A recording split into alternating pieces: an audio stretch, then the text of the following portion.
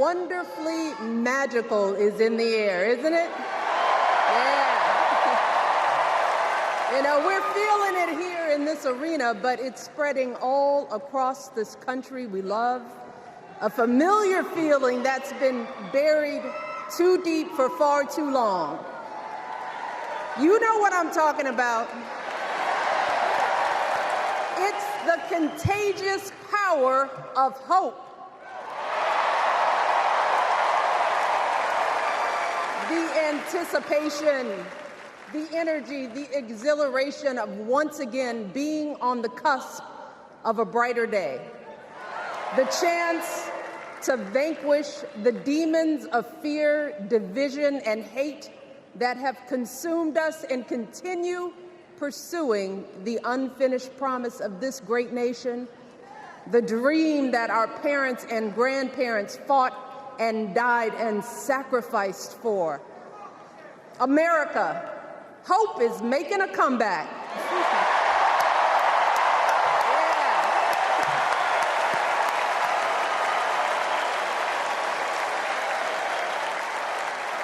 But to be honest, I am realizing that until recently, I have mourned the dimming of that hope. And maybe you've experienced the same feelings. Is that deep pit in my stomach, a palpable sense of dread about the future. And for me, that mourning has also been mixed with my own personal grief. The last time I was here in my hometown was to memorialize my mother, the woman who showed me the meaning of hard work and humility and decency, the woman who set my moral compass high and showed me the power of my own voice. Folks,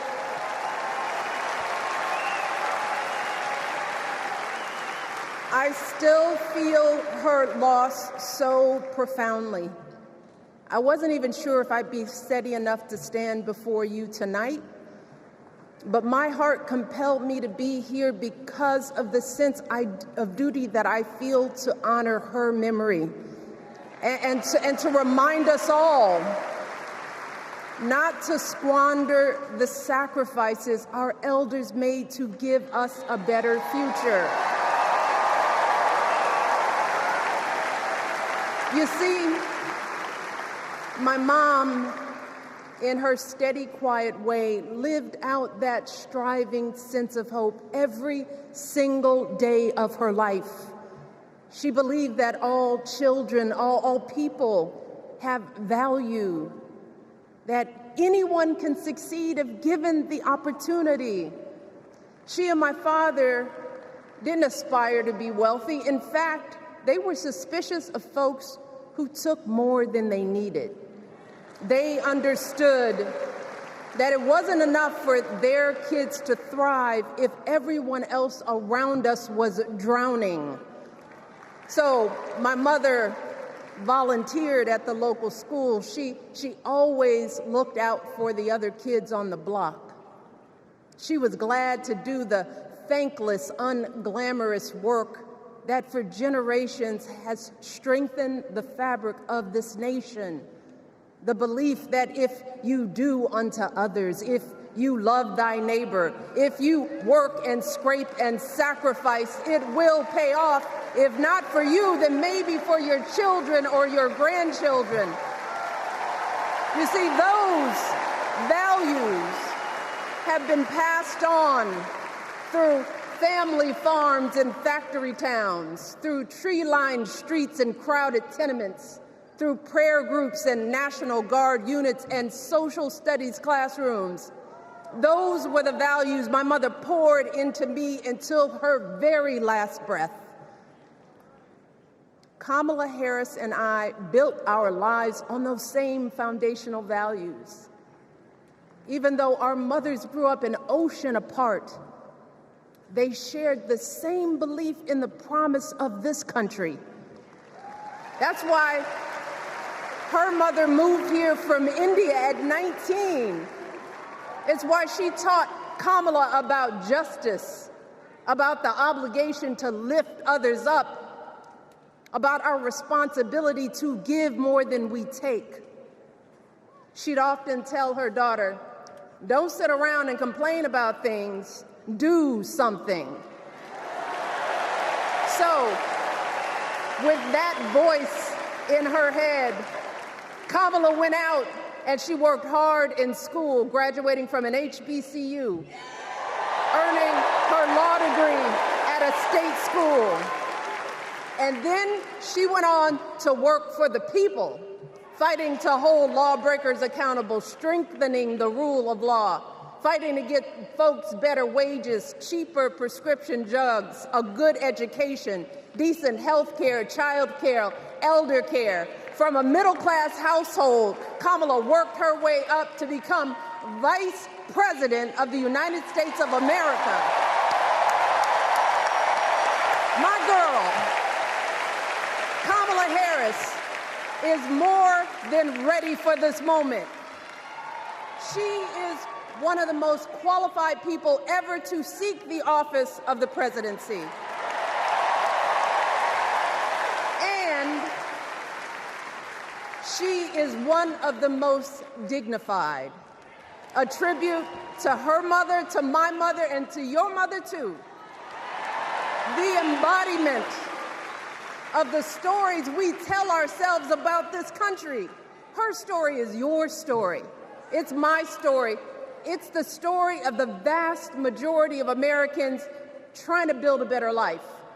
Look, Kamala knows, like we do, that regardless of where you come from, what you look like, who you love, how you worship, or what's in your bank account, we all deserve the opportunity to build a decent life. All of our contributions deserve to be accepted and valued. Because no one has a monopoly on what it means to be an American. No one.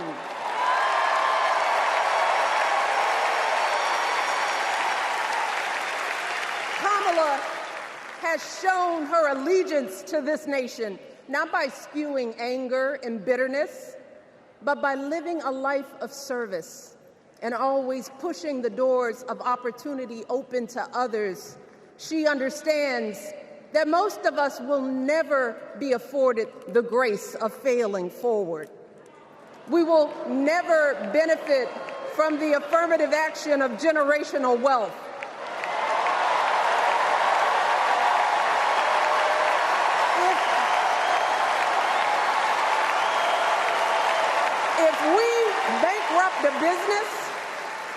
If we bankrupt a business or choke in a crisis, we don't get a second, third, or fourth chance. If things don't go our way, we don't have the luxury of whining or cheating others to get further ahead. No. We don't get to change the rules so we always win. If we see a mountain in front of us, we don't expect there to be an escalator waiting to take us to the top. No. We put our heads down. We get to work. In America, we do something. And throughout her entire life, that's what we've seen from Kamala Harris.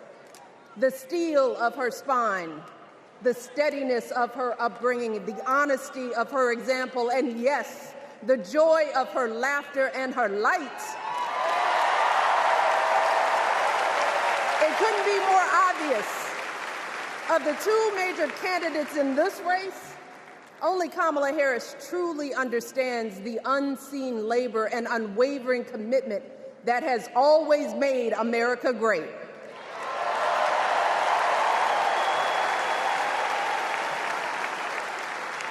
Now, unfortunately, we know what comes next. We know folks are going to do everything they can to distort her truth. My husband and I sadly know a little something about this. For years, Donald Trump did everything in his power to try to make people fear us.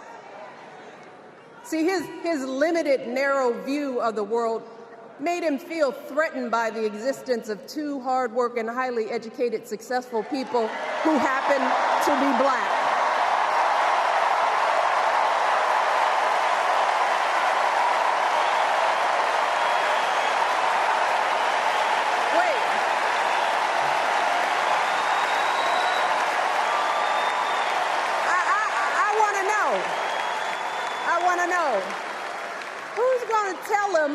Who's going to tell him that the job he's currently seeking might just be one of those black jobs?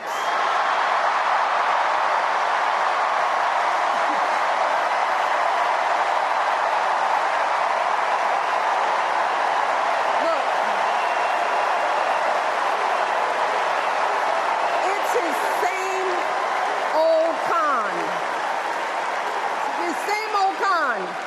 Doubling down on ugly, misogynistic, racist lies as a substitute for real ideas and solutions that will actually make people's lives better. Look, because cutting our health care, taking away our freedom to control our bodies, the freedom to become a mother through IVF like I did, those things are not going to improve the health outcomes of our wives, mothers, and daughters. Shutting down the Department of Education, banning our books, none of that will prepare our kids for the future. Demonizing our children for being who they are and loving who they love, look, that doesn't make anybody's life better.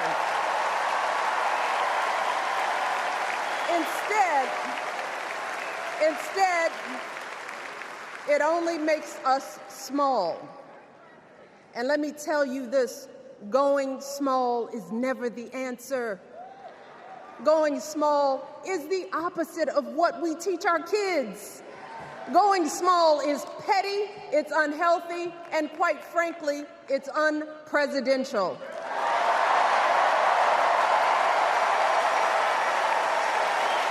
So, why would any of us accept this from anyone seeking our highest office? Why would we normalize that type of backward leadership? Doing so only demeans and cheapens our politics. It only serves to further discourage good, big-hearted people from wanting to get involved at all. America, our parents taught us better than that, and we deserve so much better than that. That's why we must do everything in our power to elect two of those good, big-hearted people. There is no other choice than Kamala Harris and Tim Walz. No other choice.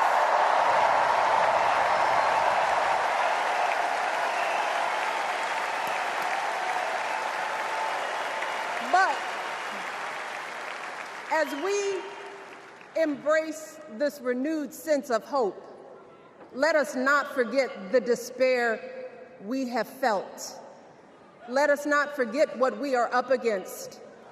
Yes, Kamala and Tim are doing great now. We're loving it. They're packing arenas across the country. Folks are energized. We are feeling good. But remember, there are still so many people who are desperate for a different outcome, who are ready to question and criticize every move Kamala makes, who are eager to spread those lies, who don't want to vote for a woman, who will continue to prioritize building their wealth over ensuring that everyone has enough. So no matter how good we feel tonight or tomorrow or the next day, this is going to be an uphill battle. So folks, we cannot be our own worst enemies. No. See, because the minute something goes wrong, the minute a lie takes hold, folks, we cannot start wringing our hands. We cannot get a Goldilocks complex about whether everything is just right. And we cannot indulge our anxieties about whether this country will elect someone like Kamala instead of doing everything we can to get someone like Kamala elected.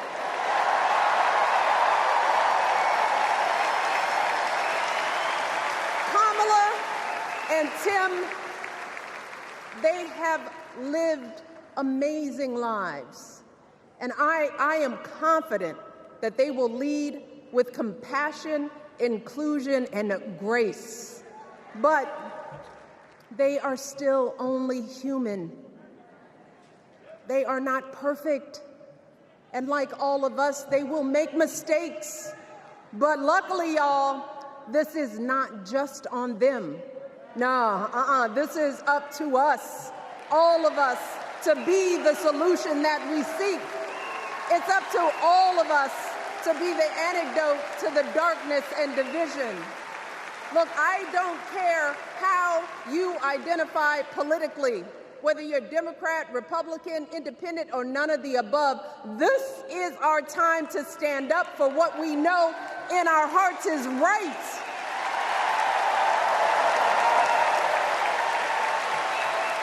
To stand up, not just for our basic freedoms, but for decency and humanity, for basic respect, dignity, and empathy, for the values at the very foundation of this democracy.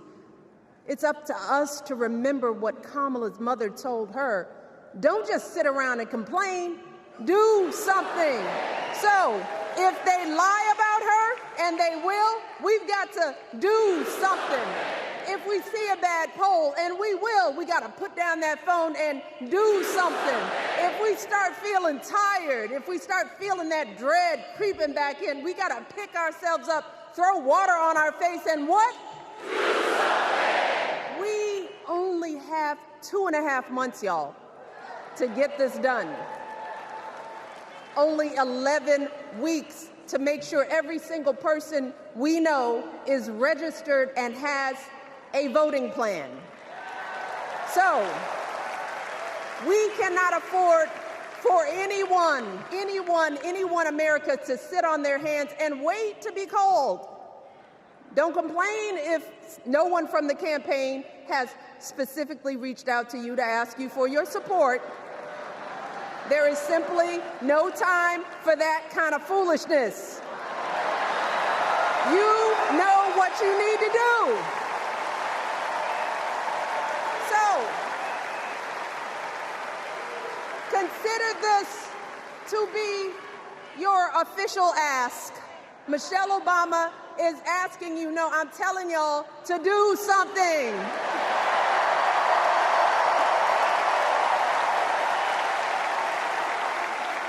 Because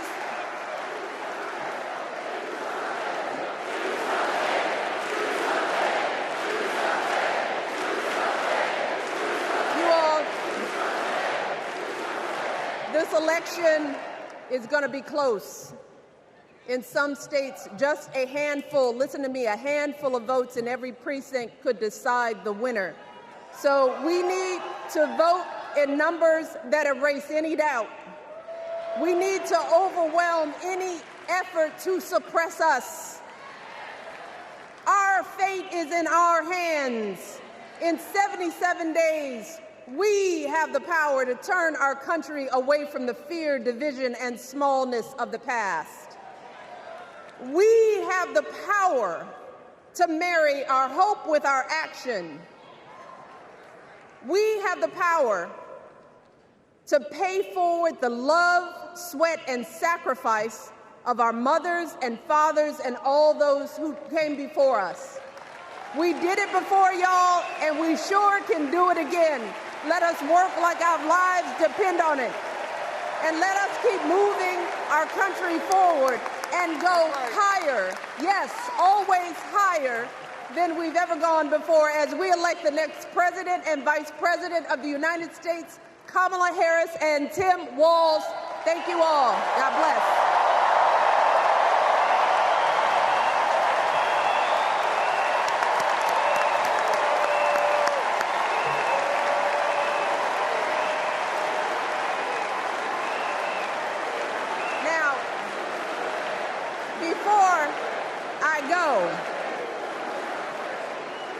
have one more job tonight.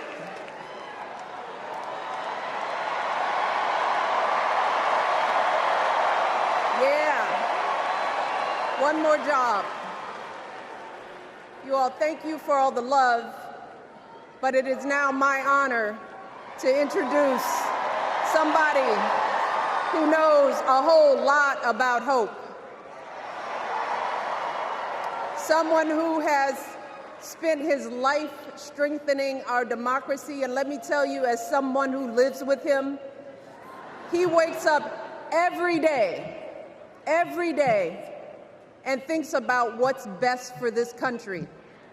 Please welcome America's 44th president and the love of my life, Barack Obama.